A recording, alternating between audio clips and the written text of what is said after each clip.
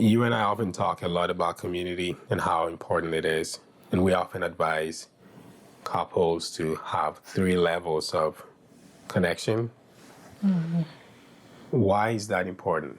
You look tired, by the way. I do, maybe because I am. Okay, so why is community important? Community is important because we are relational beings, you know.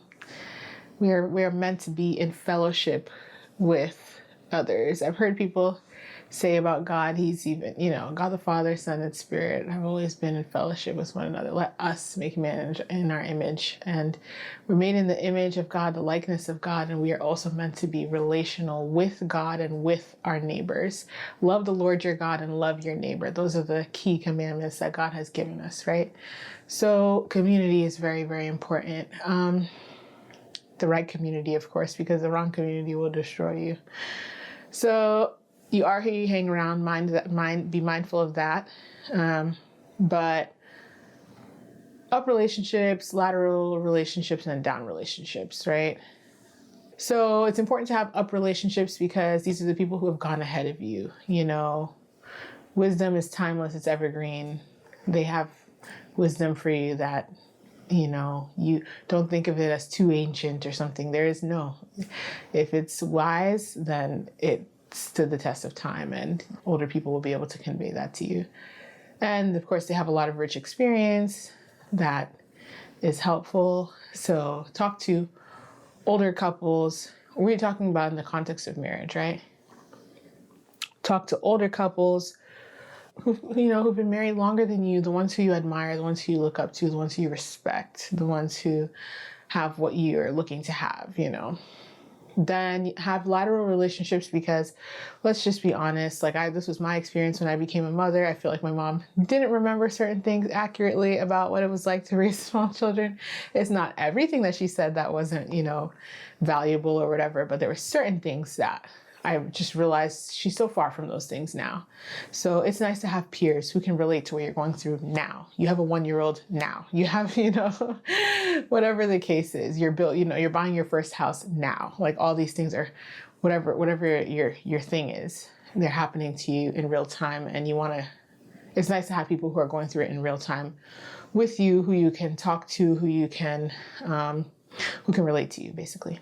And then it's good to have relationships that are down relationships that you can feed into because, again, God has called us to a life of service, and that's an act of service and ministry that you can do toward another couple, toward singles who are younger than you, who are looking forward to having what you have, is to don't keep it to yourself, okay? Whatever you've learned, share with others.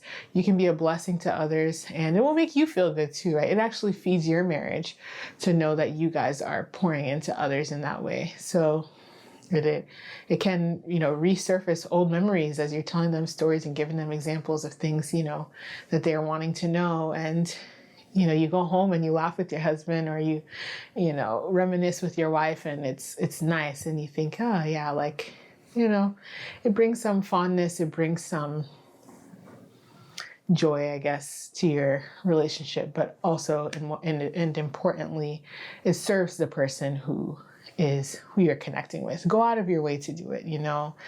If you see someone, don't be shy. Ask them about their love life. Ask them how they're doing. Ask them, can you be of service to them in any way? Have you needed any advice, anything like that? Just make yourself available because nowadays people struggle, I think, to take initiative, especially when it comes to building relationships with older people. So if you can make yourself friendly, right? Show yourself friendly, it will go a long way, and make time for people and be a blessing to people. Because we're telling people, go look for a support system, and so we don't want them to go looking for people, and it's like, oh, we can only find paid therapy or whatever. Nobody's willing to sit down with us for free and just talk with us. That's ministry. Invite people over for dinner, accept the coffee date or whatever. Do what you can to make time for people. All are important. All feed into the health of your marriage, and also give life to those who, even the up relationships, right? now you're being a blessing to them. They're feeling like they're able to impart the wisdom that they have and that their life is still of value in their older years and things like that. So